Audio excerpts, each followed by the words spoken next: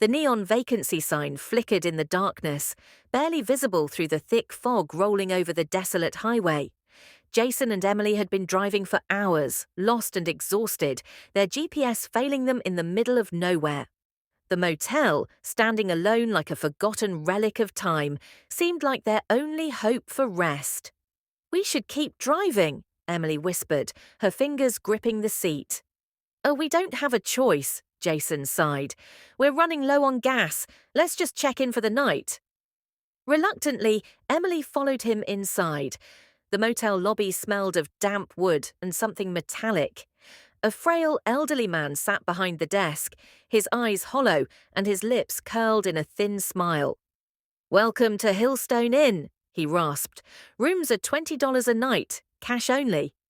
Jason handed over the bills, not questioning the absurdly low rate. The old man slid a rusty key across the counter, his bony fingers lingering on it. "Room 306, top floor, end of the hall." The hallway was eerily silent, the walls lined with faded floral wallpaper peeling at the edges. The air was thick with dust and an unsettling stillness. As they approached their room, a sudden chill ran down Emily's spine. "This place doesn't feel right," she murmured. Jason pushed the door open. The room was modest. A double bed, an old television, and a wooden dresser with a dusty mirror. The scent of mildew mixed with something faintly metallic filled the air. Emily sat on the bed, rubbing her arms. "Let's just get some sleep and leave at dawn." Jason nodded and locked the door, but an odd feeling of being watched gnawed at him. He glanced at the mirror on the dresser, catching a glimpse of something, a shadowy figure standing at the corner of the room. His breath hitched, and he spun around. Nothing. Shrugging it off as exhaustion, he climbed into bed beside Emily. The night stretched on in eerie silence until a sound woke them both, the soft creak of floorboards just outside their door. Jason held his breath. "Did you hear that?" Emily nodded, her fingers digging into his arm. The sound grew louder, slow, deliberate footsteps approaching their room. The doorknob rattled. Jason grabbed his phone, the screen glowing brightly in the darkness. "Who's there?" No answer. The footsteps stopped. Then, a slow, chilling knock. Bang, bang, bang! Emily whimpered, pressing herself against Jason. He gathered his courage and peeked through the peephole. Nothing but an empty hallway. Then, a whisper slithered through the silence. "You shouldn't be here!" A blast of icy wind rushed through the room as the lights flickered. The mirror rattled violently before shattering into jagged shards. Jason yanked Emily off the bed, his heart hammering. "We're leaving, now!" They grabbed their bags and bolted out the door, but the hallway was different, longer, twisted, and lined with more doors than before. The number on their room had changed to 666. Emily let out a strangled scream as the lights overhead flickered erratically. Shadows moved along the walls, whispering in tongues unknown. A door at the far end creaked open, revealing an endless abyss of darkness. Jason grabbed Emily's hand and ran in the opposite direction, but no matter how far they ran, they kept ending up at room 666. The whispers grew into an agonizing chorus of laughter and screams. "There's no way out," Emily sobbed. Then the elderly man appeared at the end of the hallway, his grin stretching unnaturally wide. His voice was a guttural hiss. "You checked in, you don't check out." The walls collapsed inward, swallowing them whole. Days later, a new couple arrived at the Hillstone Inn, their car stranded on the highway. The same old man greeted them with the same thin smile. "Room 306, he rasped, sliding over a rusty key. And so, the cycle continued.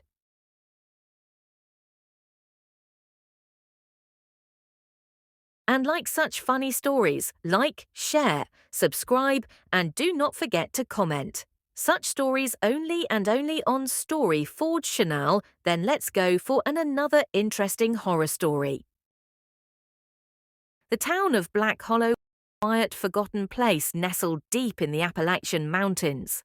The kind of town where secrets thrived and shadows seemed to whisper. The Holloway Manor, standing on the outskirts, had been abandoned for decades. Some said it was cursed, others believed it was haunted, but no one dared to find out the truth until now.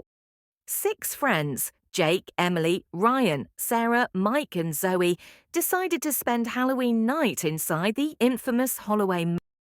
It was just supposed to be a fun, thrilling night filled with ghost stories and pranks. But as they stepped onto the decayed porch and the wooden doors creaked open on their own, a chill ran down their spines.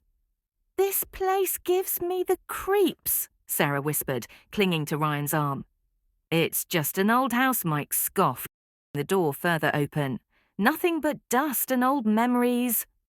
But as they ventured deeper inside, something watched them from the As the group explored, Emily's flashlight flickered. A whisper, faint but unmistakable, brushed past her ear.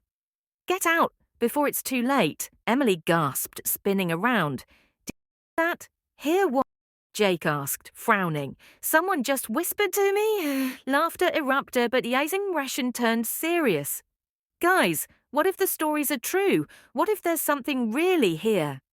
Before anyone could answer, a loud bang echoed from upstairs.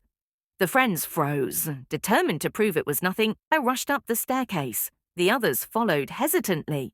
The air grew heavy, thick with something unseen.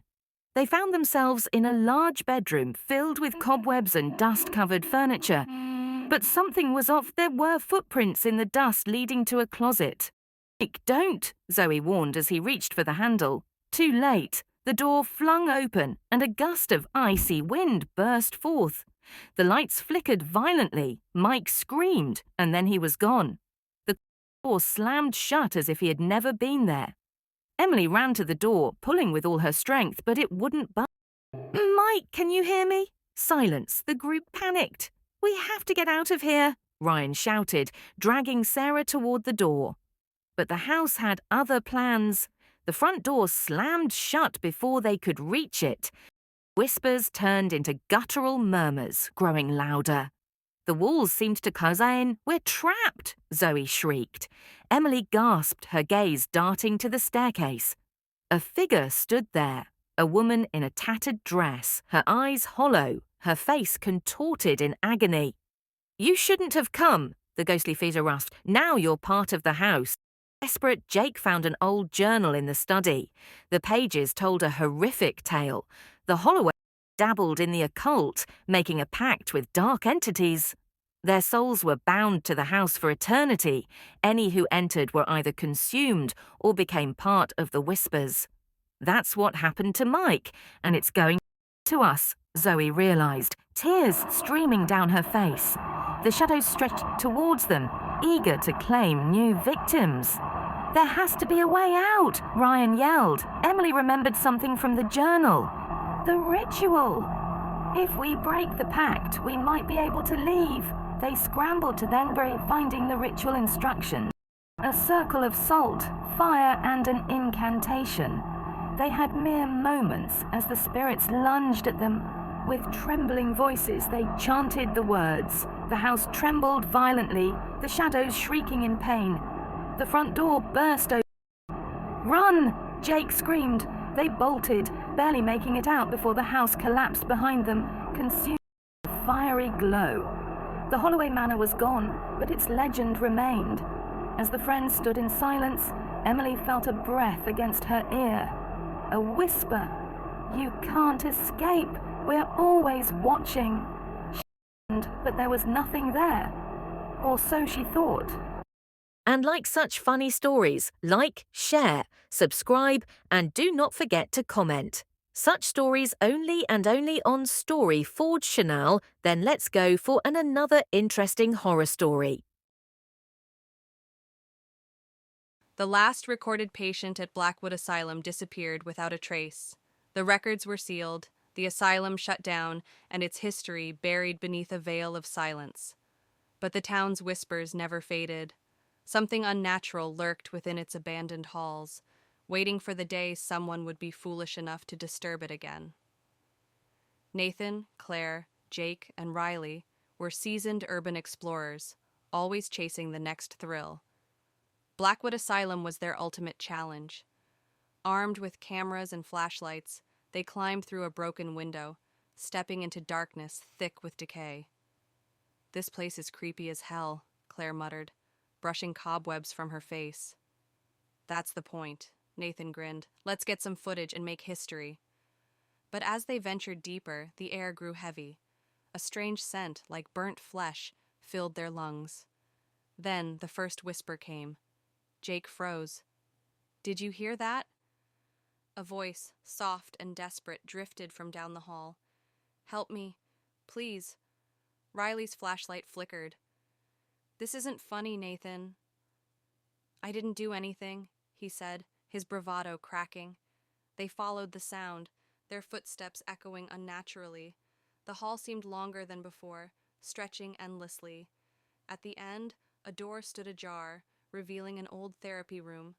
The moment they stepped inside, the door slammed shut. Claire grabbed an old journal from a desk, its pages yellowed with age. "Dr. Ezra Blackwood," she read aloud. "He believed he could cure insanity through unorthodox methods." Jake scanned the room. Where did that voice come from? A shadow shifted in the corner. Something moved. The temperature plummeted. A guttural growl filled the air. Panic set in as the walls seemed to close around them. The door wouldn't budge. Their flashlights dimmed. "We need to leave. Now!" Riley cried. Then the voice returned, closer, stronger. "You can't leave. He won't let you." A figure appeared in the doorway, a gaunt patient in a tattered gown, its mouth sewn shut, its hollow eyes locked onto them. Then it lunged. They ran, but Blackwood Asylum was shifting. Corridors twisted, staircases led nowhere. It was a maze designed to trap them. Nathan panted, flipping through the journal. "Doctor, Blackwood sealed something here, a demon. He used the patients as vessels." "How do we stop it?" Claire gasped. "A ritual, one that was never completed. We have to finish it." In the basement, they found an altar surrounded by bones. The air pulsed with energy. Jake read the incantation aloud. The walls trembled.